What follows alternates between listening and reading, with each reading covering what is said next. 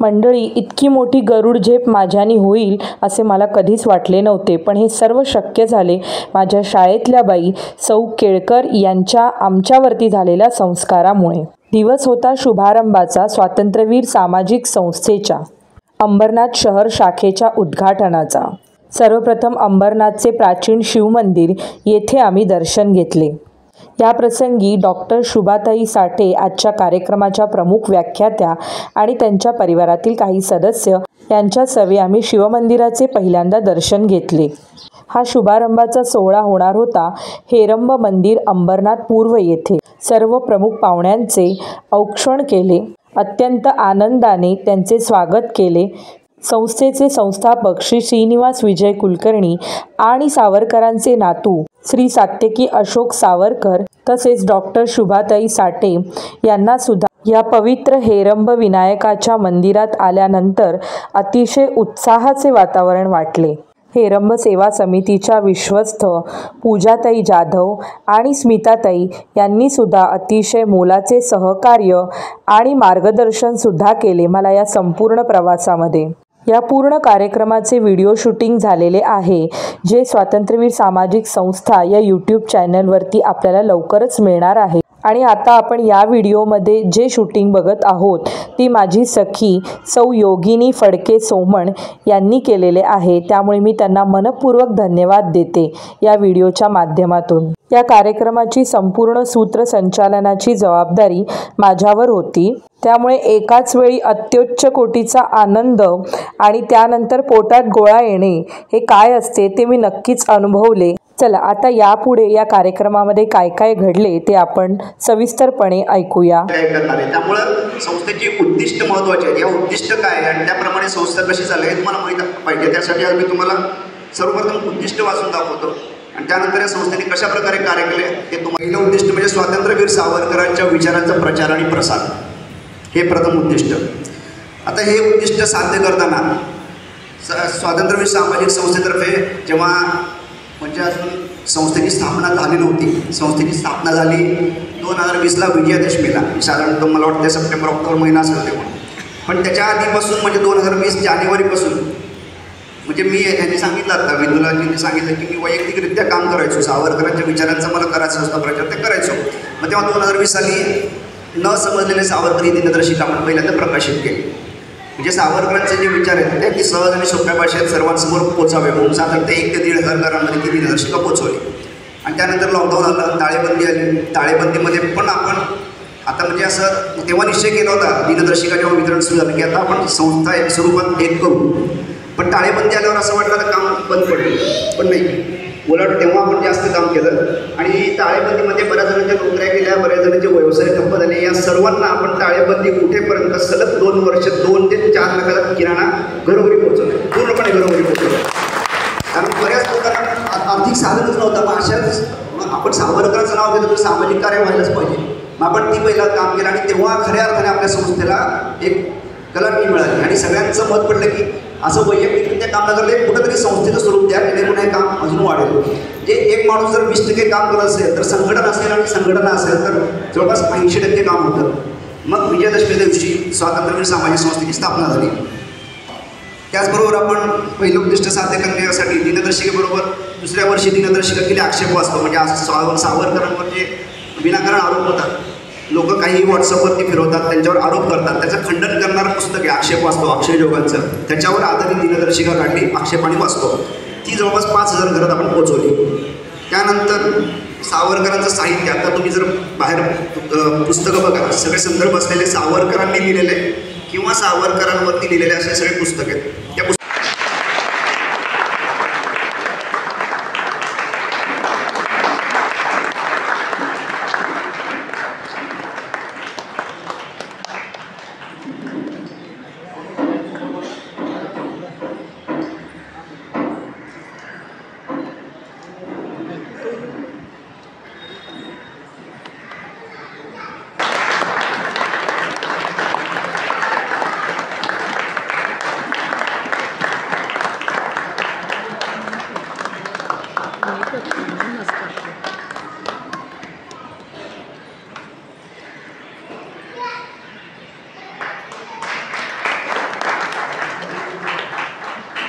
या पुस्तकाविषयी थोडंसं सांगते. राजगड हे पुस्तक मी आणि सुभाष शुक्ल आम्ही दोघांनी मिळून लिहिलं आहे. हे उत्तम गिर्यारोहक आहे. वर्षातून कमीत कमी 3-4 वेळा हिमालयात गिर्यारोहण करून येतात. ज्यांना माहिती आहे त्यांना झंस्कारचा जो ट्रेक आहे तो सुद्धा त्यांनी केलेला आहे. आणि या पुस्तकाचं वैशिष्ट्य असं की याच्यात रंगीत छायाचित्र आहेत आणि ते छायाचित्र माझी बहीण श्रेयसी शुक्ल हिच्या सौजन्याने आलेली आहे.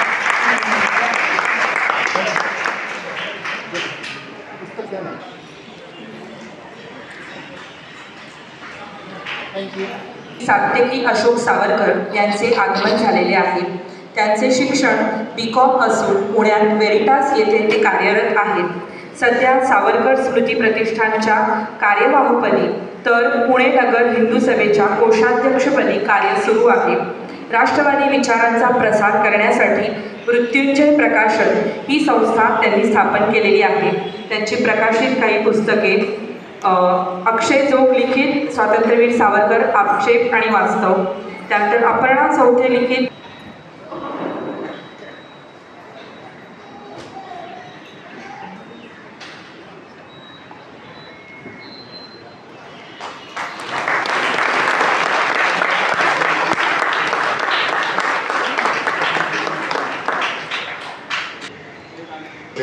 आदरणीय शुभाताई आणि श्रीनिवासजी कुलकर्णी आणि उपस्थित सर्व राष्ट्रभक्त श्रोते हो, सर्वप्रथम तुमचं मी अभिनंदन करतो.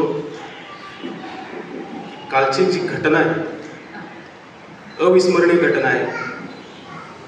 काल दिवाळी साजरी केली आपण आणि या दिवाळीला शासन तुम्ही जे निवडून दिलं 20 दिनांकाला, त्यासाठी तुमचं सगळ्यांचं अभिनंदन मनापासून.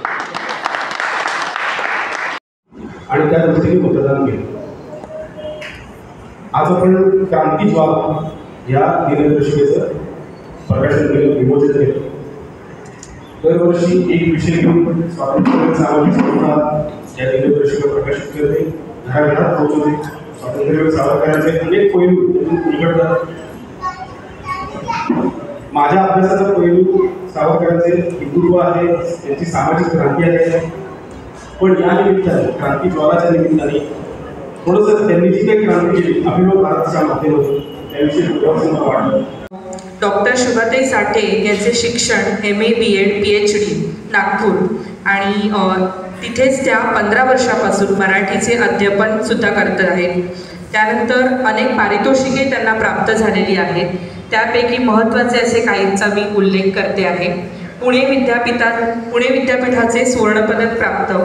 त्या तिघी या कादंबरीला ग्रंथालय भारती नागपूरतर्फे उत्कृष्ट कादंबरी लेखनाचा पुरस्कार, श्री सखी राज्ञी महाराणी येसूबाई कादंबरीच्या 3 आवृत्त्या प्रसिद्ध झालेल्या आहेत आणि या कादंबरीला 2 राज्यस्तरीय पुरस्कार सुद्धा मिळालेले आहेत. एकमेव अद्वितीय स्वातंत्र्यवीर सावरकर या ग्रंथाचा हिंदी अनुवादही प्रकाशित झालेला आहे. त्यानंतर सचित्र शिवचरित्र आणि डॉक्टर हेडगेवार चरित्रग्रंथ रंगीत आकर्षक चित्रांचा आहेत. त्यानंतर संत ज्ञानेश्वर चरित्र या ग्रंथास साहित्य विहार नागपूरतर्फे उत्कृष्ट चरित्र लेखनाचा पुरस्कार सुद्धा त्यांना मिळालेला आहे. यानंतर मी हेरंब सेवा समितीचे अध्यक्ष श्री अभय सोमण यांना विनंती करते की त्यांनी डॉक्टर शुभाताई साठे यांचा सत्कार करावा.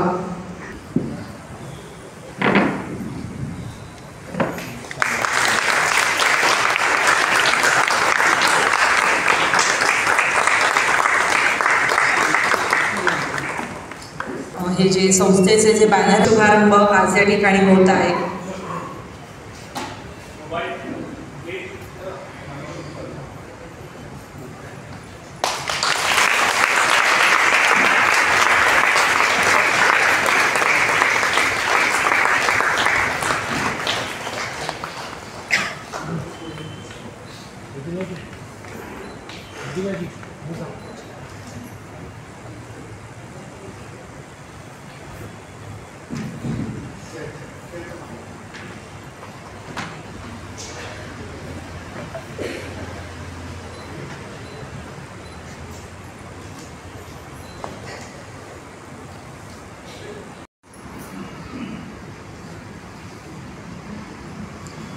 जय श्रीराम. जय श्रीराम. सगळ्यांना एक नम्र विनंती. आपले